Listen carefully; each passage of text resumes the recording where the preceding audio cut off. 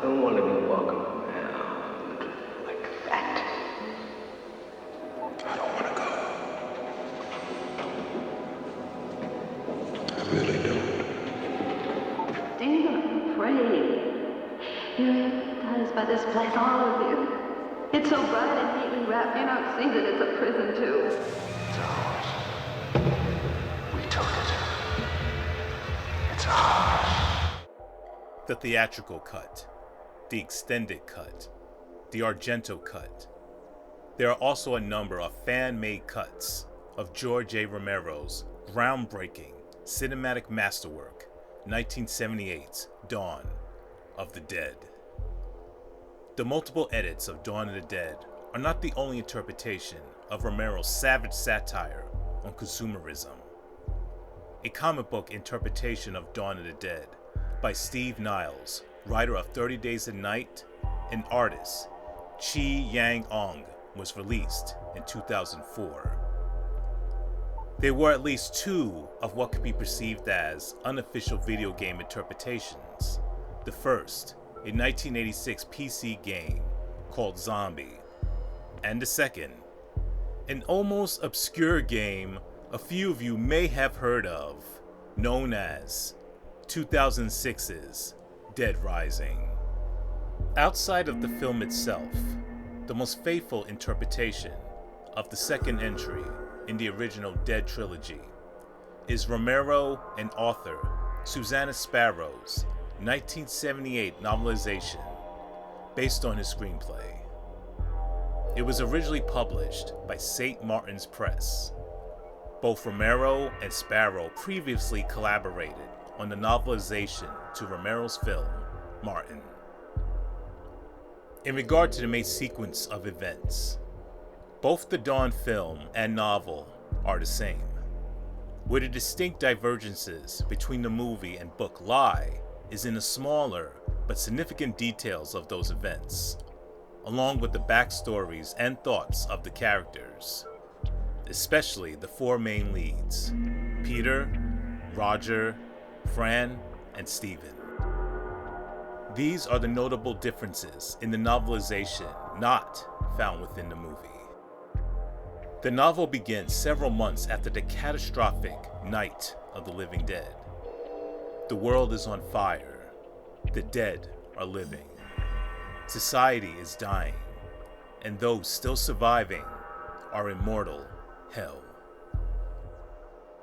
Two SWAT officers and two news professionals take refuge in a shopping mall to fend themselves from the teeming and ravenous masses of zombies within and without the almost fortress-like shopping center.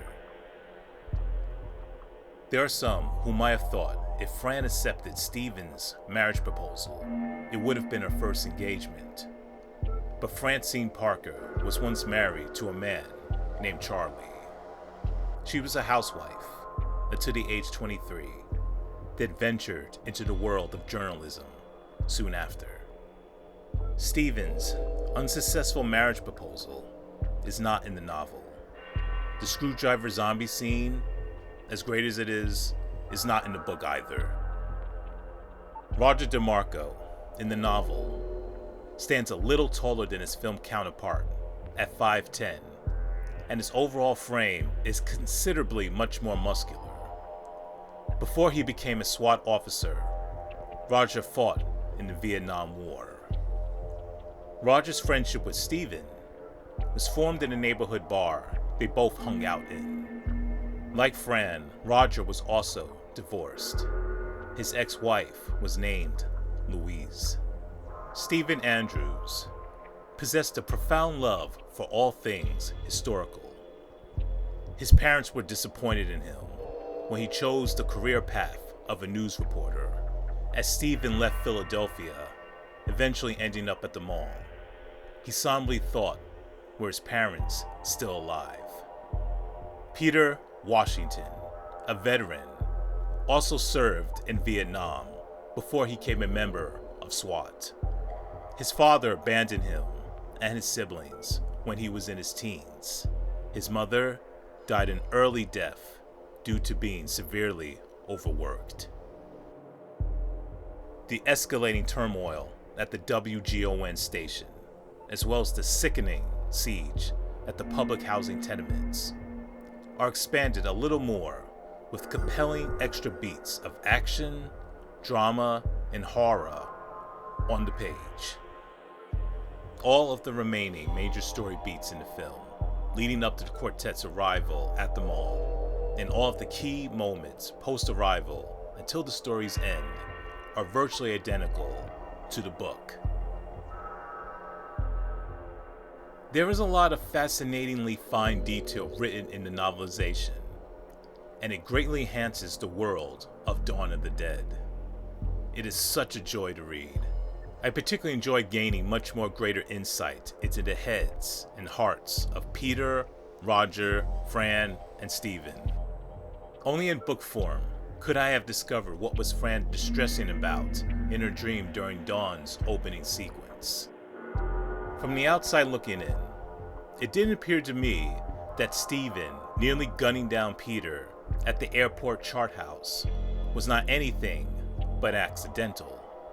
On the page, however, Steven has troubling thoughts after the incident, thinking maybe his shots towards Peter may have not been completely unintentional due to the growing resentment and envy he felt for Peter at the time. The most memorable moment to me in Romero and Sparrow's adaptive work that was not in the movie is when Peter, Roger, and Steven encountered a months-long deceased body of the mall's owner, C.J. Porter. The trio find Porter's corpse with a self-inflicted bullet wound embedded in his skull. It is truly an unsettling and eerie moment. Some small but striking differences in the book are the cleaned up, re-killed corpses being placed in the bank vault instead of the meat locker. Roger being put to rest for good in the vault, stacked onto a multitude of corpses instead of being buried in the garden grounds of the mall. There's also a spaniel puppy introduced later in the story named Adam. Fran is his main doting caretaker.